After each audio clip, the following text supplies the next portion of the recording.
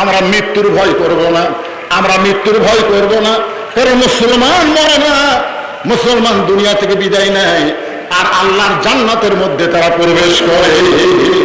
এই জন্য আল্লাহ বলেছেন ওয়ালা তামুতুন্না ইল্লা ওয়া আনতুম মুসলিমুন, তোমরা মুসলমান না হয়ে মৃত্যুবরণ করো না।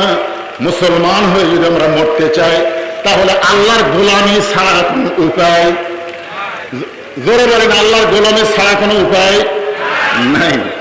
আমরা একটু আল্লাহর কাছে বলি তো, আল্লাহ আল্লাহ তুমি ইচ্ছা করলে রাত 12টা পর্যন্ত বৃষ্টি বন্ধ রাখতে পারো, কি আল্লাহর কাছে বলতে পারি না?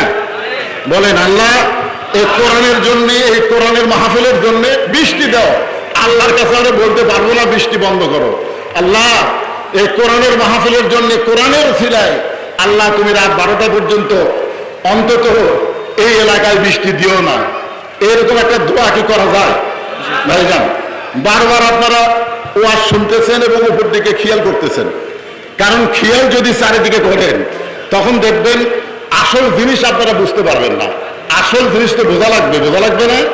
কি বলতেছে? লিমা ইয়ারো মিনাল কারামাতি, আল্লাহ প্রথম শহীদ হওয়ার সময় শাহাদতের যে শান্তি পাইছি, ফায়ুক্তাল আশারা মাররাতান, কম করে হলেও 10 বার শহীদ হব, তারপরে জান্নাতে আসবো।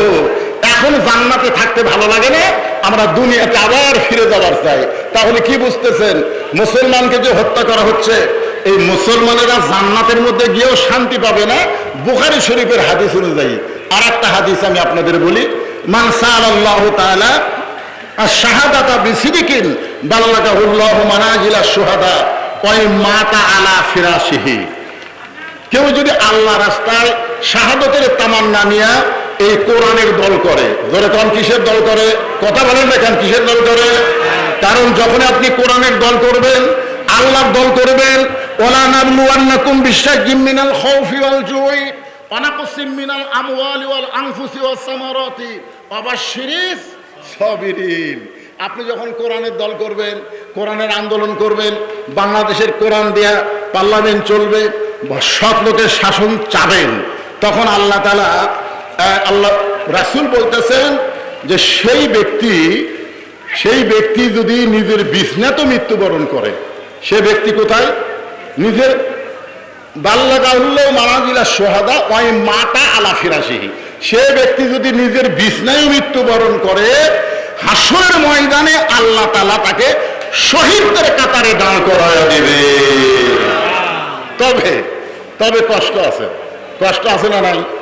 আপনারা বলেন কষ্ট আছে না নাই? অনেক কষ্ট, নানা ধরনের কষ্টের পরেই বাবা শিরিস সাবিরিন,